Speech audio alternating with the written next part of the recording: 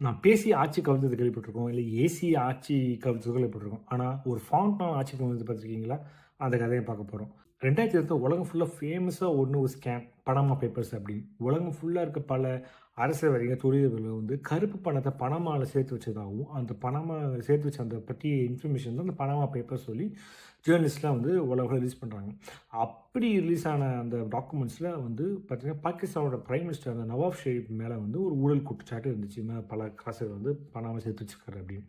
அதுக்கு பதிலளிக்க விதமா என்ன பண்ணாரு, நவாஸ் ஷெரீப் அவர் பொண்ணு விட்டு வந்து பிரஸ் மீட் விட்டுருக்காரு. இந்த மாதிரி வந்து எங்க அப்பாவுக்கு சம்மந்தமே கிடையாது. இந்த டாக்குமெண்ட் இருக்கும். இது எங்க அண்ணனோட கம்பெனி. அதுவும் ஒரு லெஜிட்டிமேட்டா தான் ஆரம்பிச்சிருக்காரு. அதுக்கான ப்ரூஃப் தான் இந்த டாக்குமெண்ட் வந்து பேப்பர்லாம் அப்படி வந்து ஆட்டி காட்டுறாங்க பிரஸ்ல. அந்த பேப்பரும் வந்து ரிலீஸ் பண்ணாங்க பிரஸ்ல இருக்கவங்க. நம்ம நெட்டிசன்ஸ்லாம் சும்மா இருக்க மாட்டாங்களே! அது என்னது டாக்குமெண்ட் நம்ம நோண்டி கண்டுபிடிச்சிருக்காங்க. பார்த்தா ஒரு திடுக்கிடும் தகவல் வெளிய வந்திருக்கு.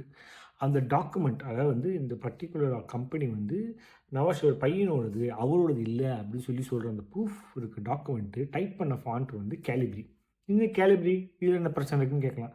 கேலிப்ரி வந்து உருவாக்குன வருஷம் வந்து 2007. ஆனா இந்த டாக்குமெண்ட் அடிச்சது 2006. ஸோ 2007ல வந்த ஃபாண்ட் இப்போ 2006ல யூஸ் பண்ணிக்க முடியும் வேர்ட் டாக்குமெண்ட்ல அப்படின்னு சொன்னாங்க. ஒண்ணு மைக்ரோசாஃப்ட் நவாஸ் ஷெரீப் ஃபேமிலி மட்டும் ஸ்பெசிஃபிக்கா அந்த ஃபாண்ட்ட ரிலீஸ் பண்ணியிருக்கணும். இல்லாட்டி அவங்க சொல்றது பொய். இந்த ஃபாண்ட் மேட்டர் வெளிய வந்த உடனே அவங்க குடுத்த டாக்குமெண்ட் பொய்ன்னு கோர்ட் அக்செப்ட் பண்ணி நவாஸ் ஷெரீப்ப தூக்கி ஜெயில்ல போட்டாங்க. அவர் அப்புறம் தப்பிச்சு போயிட்டாரு வெளிய. அது வேற விஷயம் வச்சுக்கோங்களேன். பட் ஒரு சின்ன ஃபாண்ட்னால அவரால ஆட்சி இழந்து அவர் ஜெயிலுக்கும் போய் இப்போ அவங்க கட்சியால ஆட்சி பிடிக்க முடியாம ரொம்ப கஷ்டப்பட்டுட்டு இருக்காங்க.